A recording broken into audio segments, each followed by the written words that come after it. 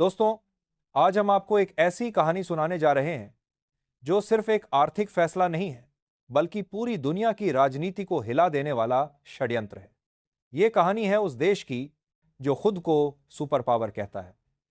वही अमेरिका जो दशकों से दुनिया को अपनी शर्तों पर नचाता आया है और इस बार उसने सोचा कि भारत को भी उसी तरह झुकाया जा सकता है। लेकिन आज के भारत को शायद अमेरिका ने सही से समझा ही नहीं। ये वही भारत है जो अब न सिर्फ टेक्नोलॉजी में, न सिर्फ डिप्लोमेसी में, बल्कि हर मोर्चे पर तैयार है पलटवार करने के लिए। अमेरिका ने सोचा कि भारत की रीढ़ पर वार किया जाएगा और इसके लिए ट्रंप प्रशासन ने तय किया भारतीय सामानों पर 50% का टैरिफ।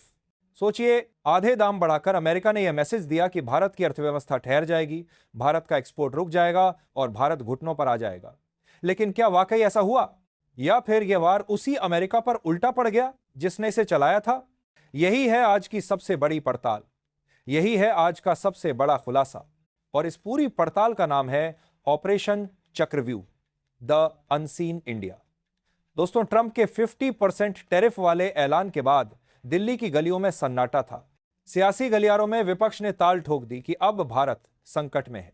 मीडिया ने हेडलाइन बना दी, भारत पर अमेरिकी हमला। लेकिन असली कहानी पर्दे के पीछे लिखी जा रही थी। रात गहराती थी और दिल्ली के नॉर्थ ब्लॉक की बत्तियां बुझने के बजाय और तेज जल उठती थी। कमरों में मीटिंग चल रही थी, फाइलों पर नोट्स लिखे जा रहे थे, कंप्यूटरों पर आंकड़े खंगाले जा रहे थे। भारत चुपचाप एक ऐसा ऑपरेशन तैयार कर रहा था जिसकी भनक अमेरिका को तो क्या, दुनिया की किसी एजेंसी को तक नहीं थी। इस ऑपरेशन का नाम था ऑपरेशन चक्रव्यूह। महाभारत का वही चक्रव्यूह जिसमें अभिमन्यु फंस गया था।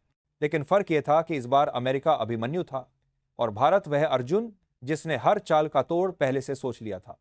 भारत का पहला कदम था विकल्प तलाशना, क्योंकि अमेरिका ने दरवाजा बंद किया था। लेकिन भारत ने फैसला किया, अगर एक दरवाजा बंद होगा तो 40 नए दरवाजे खोले जाएंगे। सूत्र बताते हैं कि भारत ने तुरंत 40 देशों की एक लिस्ट तैयार की। इस लिस्ट में शामिल थे Britain, Germany, France, Canada, Japan, रूस, ऑस्ट्रेलिया, यूएई और कई अन्य ताकतवर खिलाड़ी। ये वही देश थे जो हर साल 590 अरब डॉलर का टेक्सटाइल आयात करते हैं। अब आप सोचिए, इतनी बड़ी मार्केट और भारत की हिस्सेदारी थी सिर्फ 5%, यानी संभावना अपार थी। और भारत ने ठान लिया कि अगर अमेरिका हमें रोकना चाहता है तो हम दुनिया के इन नए बाजारों में धूम मचा देंगे। लेकिन सवाल यह उठता है कि भारत ने यह किया कैसे? क्योंकि किसी भी विदेशी बाजार को जीतने के लिए सिर्फ कपड़े या प्रोडक्ट काफी नहीं होते। आपको जानना पड़ता है वहां की पसंद, वहां का ट्रेंड, वहां का फैशन और वहां का कल्चर। भारत ने इसके लिए टेक्नोलॉजी का सहारा लिया। आर्टिफिशियल इंटेलिजेंस और बिग डेटा एनालिटिक्स का इस्तेमाल किया गया। हर देश की पसंद को स्कैन किया गया। कहां कौन सा रंग बिकता है, कहां कौन सा फैब्रिक पसंद है, किस देश में किस मौसम में क्या ज्यादा चलता है, हर सवाल का जवाब भारत के पास था। और इस रिसर्च के बाद भारत का नया रोड मैप तैयार हुआ। सूरत की साड़ी अब जापान के फैशन शो में नजर आने वाली थी। तिरुपुर की टी शर्ट्स अब जर्मनी के मॉल्स में बिकने वाली थी। पानीपत के कालीन यूरोप के ड्राइंग रूम सजाने वाले थे और भदोही के कारपेट्स अमीर अरब देशों के मोहल्लों की शान बनने वाले थे। यानी अमेरिका ने सोचा था कि वह भारत को रोक लेगा, लेकिन भारत ने साफ कह दिया, हम रुकने वालों में से नहीं, हम रास्ते बनाने वालों में से हैं। दोस्तों, भारत ने सिर्फ नए बाजार खोजने का प्लान नहीं बनाया, भारत ने तय किया कि अब दुनिया में उसकी पहचान बदलनी चाहिए। क्योंकि आज तक भारत को सस्ते सामान का सप्लायर समझा जाता था, लेकिन अब भारत दुनिया को यह दिखाना चाहता था कि उसके प्रोडक्ट्स में क्वालिटी है, भरोसा है और विरासत है। इसी सोच से शुरू हुआ ब्रांड इंडिया कैंपेन। भारत ने यह तय किया कि अब मेड इन इंडिया का मतलब होगा क्वालिटी, मेड इन इंडिया का मतलब होगा भरोसा, मेड इन इंडिया का मतलब होगा परंपरा और तकनीक का संगम। इसके बाद दुनिया के हर बड़े ट्रेड फेयर और एक्सपो में भारत की शानदार एंट्री हुई। भारत ने संदेश दिया कि चीन भले ही सस्ता माल बनाता हो, लेकिन भारत वही माल बनाएगा जो पर्यावरण के अनुकूल होगा। भारत वही कपड़ा बनाएगा जिसकी बुनाई में कारीगरी की आत्मा होगी। और भारत वही फैशन पेश करेगा जो आने वाले कल की पहचान बनेगा। यानी चीन जहां सस्तेपन को हथियार बना रहा था, भारत ने क्वालिटी और सस्टेनेबिलिटी को अपना ब्रह्मास्त्र बना लिया। यहीं से शुरू हुई चीन की बेचैनी, क्योंकि अब यूरोप और जापान जैसे बाजार भारत की ओर झुकने लगे। और पाकिस्तान जिसकी अर्थव्यवस्था कपड़ा निर्यात पर ही टिकी है, वो तो भारत की आक्रामक रणनीति के सामने टिक ही नहीं पाया। भारत के आगे पाकिस्तान के प्रोडक्ट्स न क्वालिटी में टिक पाए, न प्रोडक्शन कैपेसिटी में। यानी ये भारत के लिए डबल विन था और पाकिस्तान के लिए डबल शॉक। लेकिन दोस्तों, असली चिंता अमेरिका की थी, क्योंकि अमेरिका ने सोचा था कि टैरिफ लगाकर भारत को दबा देगा, लेकिन भारत ने उस टैरिफ को अवसर बना दिया। अब अमेरिका के सामने खतरा यह था कि अगर भारत यूरोप और एशिया के बाजारों पर कब्जा कर लेता है तो अमेरिकी बाजार की अहमियत ही घट जाएगी। और सोचिए, अगर भारत ने अपना निर्यात मोड़ दिया तो अमेरिकी कंपनियों को सबसे बड़ा झटका लगेगा। यानी ये विन लूज नहीं बल्कि लूज लूज सिचुएशन थी। हार चाहे किसी की भी हो, नुकसान अमेरिका का ही होना था। दोस्तों, अब सवाल उठता है, अमेरिका ने इस खतरे से निपटने के लिए क्या किया? क्या उसने फिर से भारत को दबाव में लेने की कोशिश की या फिर उसने नई चालें चली?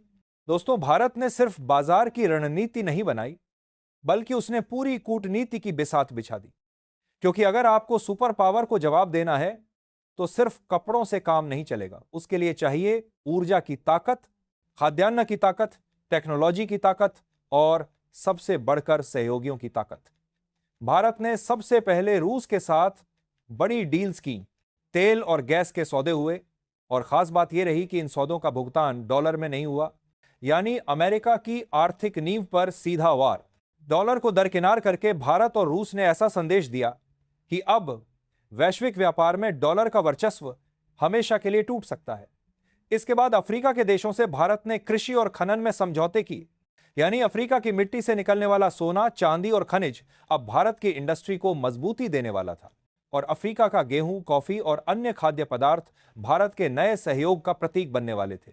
इतना ही नहीं, एशिया के छोटे छोटे देशों को भारत ने रक्षा तकनीक और डिजिटल साझेदारी में शामिल किया।